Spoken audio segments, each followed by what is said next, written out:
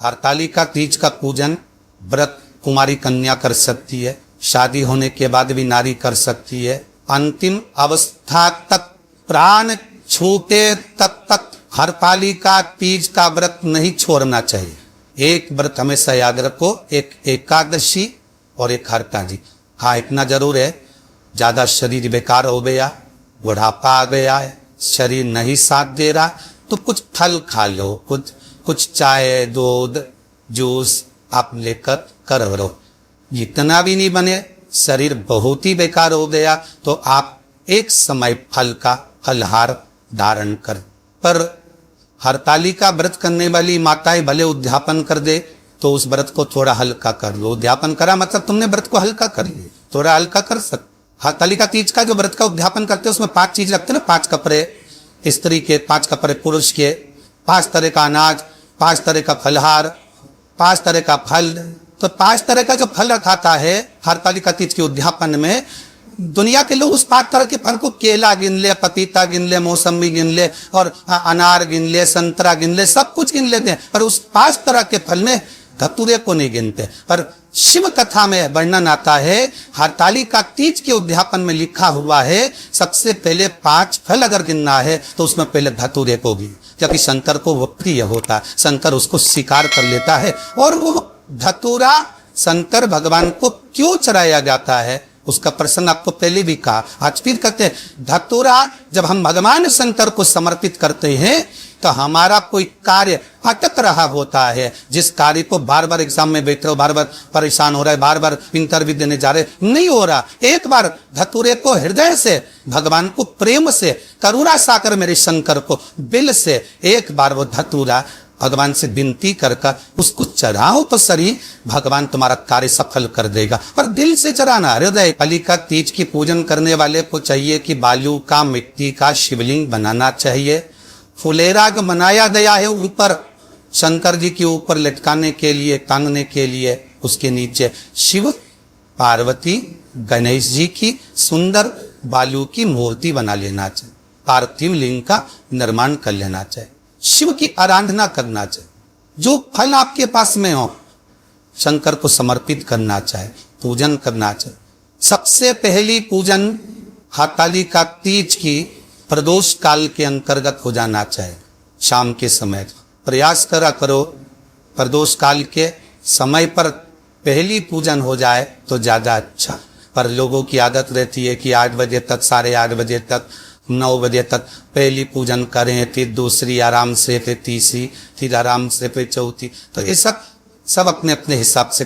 पर शास्त्र रीति कहती है कि प्रदोष का जो समय होता है, प्रदोष काल जो होता है, शाम का जो समय होता है, उस समय पर हरतालिका तीज की पहली पूजन हो, जिससे आपका स्मरण चित्त शंकर भगवान में उस घड़ी, उस पल, उस क्षण में आप शिव के हो जाएं, वो शंकर आपका हो। हाँ, अलग किसी के आने में देरी हो, कोई आ नहीं पा रहा है, बहुत देरी हो रही हो, हरतालिका पूजन व्रत वर्णन करता है कि शिवलिंग का निर्माण, पार्वती जी की मूर्ति का निर्माण, गणेश जी का निर्माण और फुलेरा जो बनाया हुआ है, ये प्रदोष काल के पहले बनकर तैयार हो जाना चाहिए। प्रदोष काल के अंतर्गत फुलेरा नहीं बनना, फुलेरा पहले बन जाना चाहिए।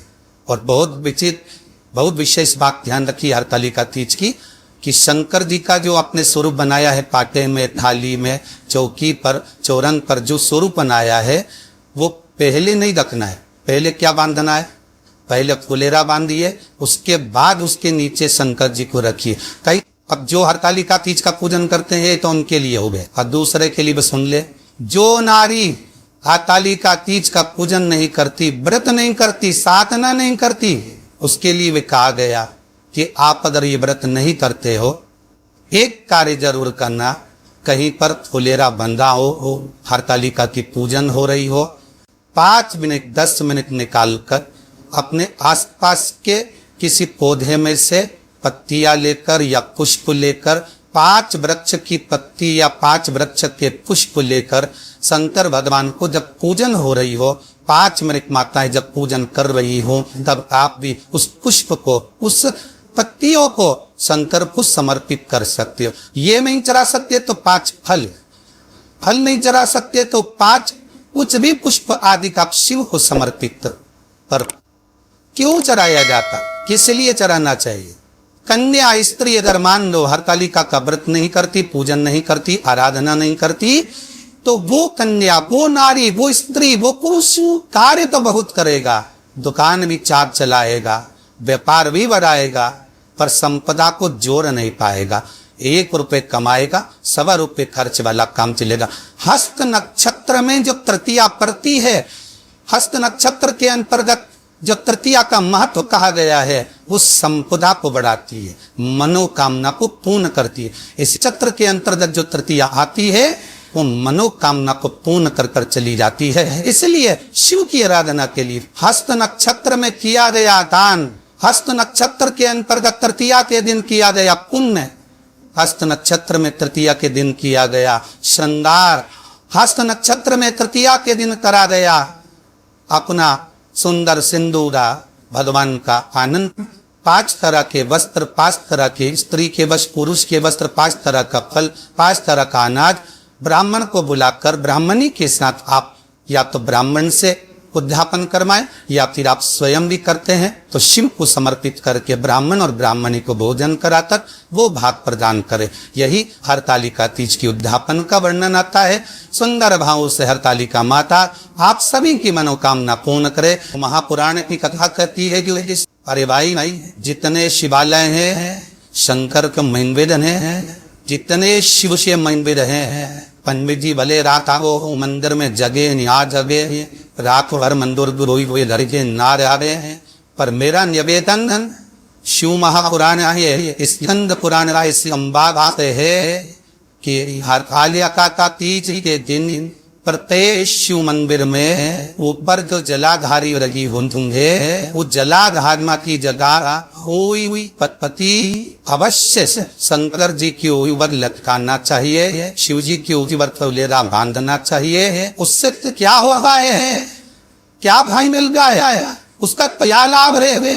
वो शिव महापुराण 30वीं कथा में हरतालिका शिव महापुराण में वर्णन है कि जो नारी अगर धरतरी नहीं करती थी, जो लड़की का विवाह भी नहीं होता था, जो पाला विवाह नहीं होता था, किसी कामना से अगर माँ सारा हुलेरेला हरिशन ही कर ले है, तब 3 महीने के अंदर मुंगल दुल्हा का हो मुझे जान।